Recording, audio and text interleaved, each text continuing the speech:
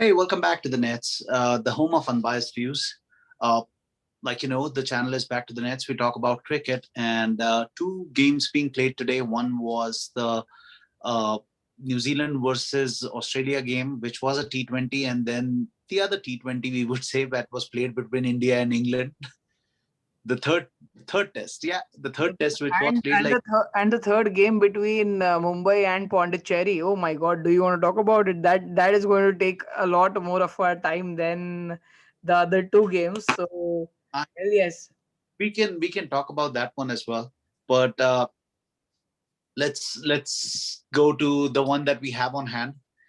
India versus, I mean, let's start with New Zealand versus Australia. I don't know if you were keeping tracks of that, but that was the second test hey guys, match. hey guys, hey guys, hey guys, hey guys. Before we go anywhere, please hit the like, please subscribe, please do whatever you can to spread the word out. That'll help us a lot.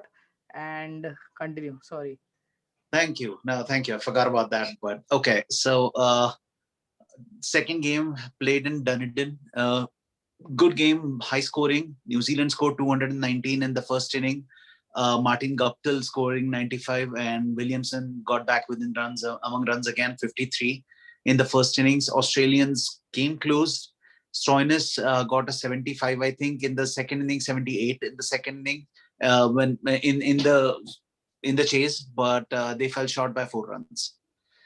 So that Good game. means Australia has lost both their games, is it?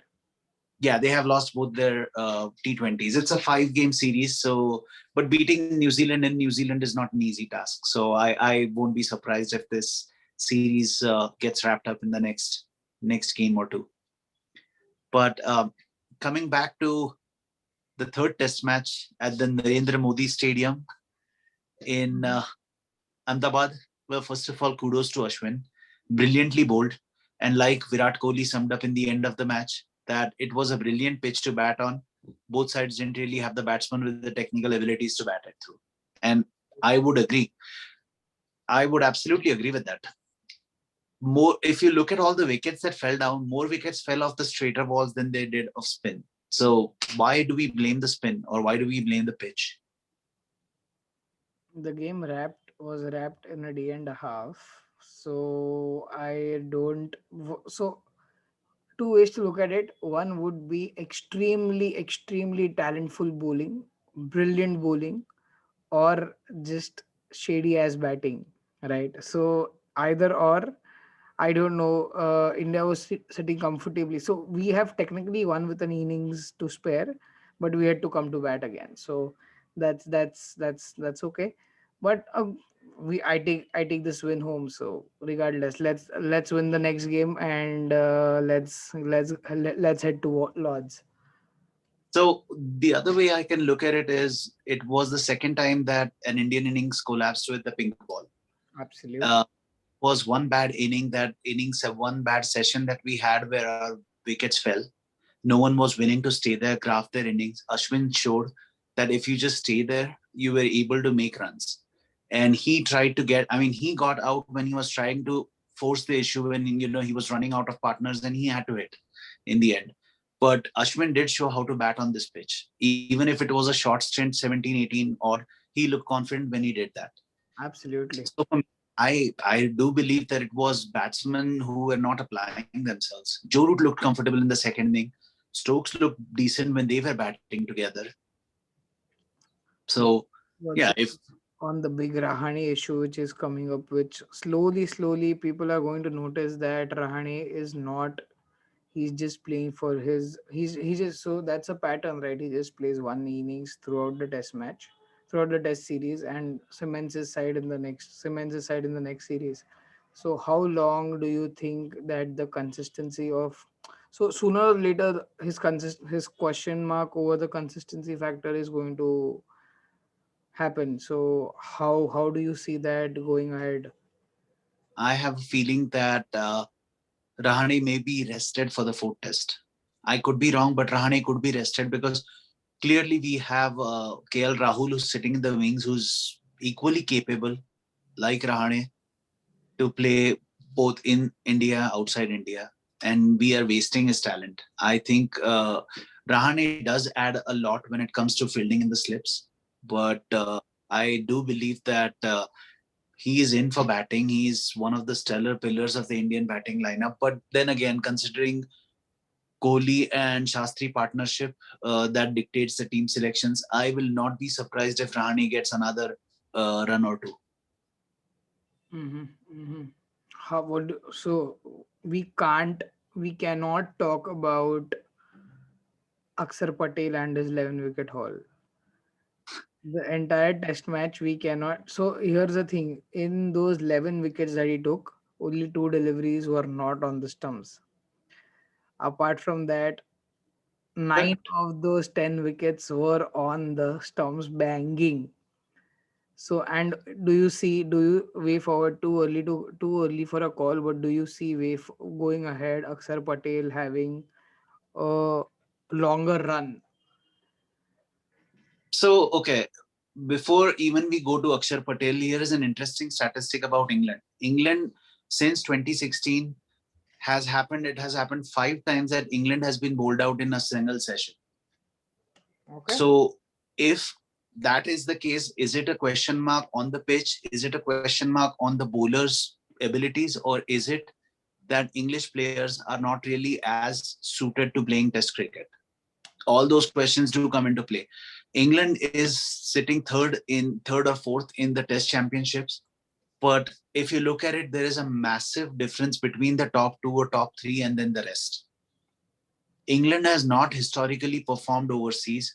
When they did perform, they had players like Graham Swan, Kevin Peterson, who Alistair. were better players of spin. Now you have an English batting lineup that is batting around Joe Root, and Joe Root collapses, everything else falls down. So, Stokes is good in certain conditions. He's not always good when it comes to overseas conditions. absolutely, absolutely. So, So another interesting fact that I was looking at, another statistic was before the Border Gavaskar Trophy that India traveled to Australia. Ashwin was sitting at 365 wickets. Nathan Lyon was sitting as 390. Today, Ashwin is at 401. Nathan Lyon is at 399.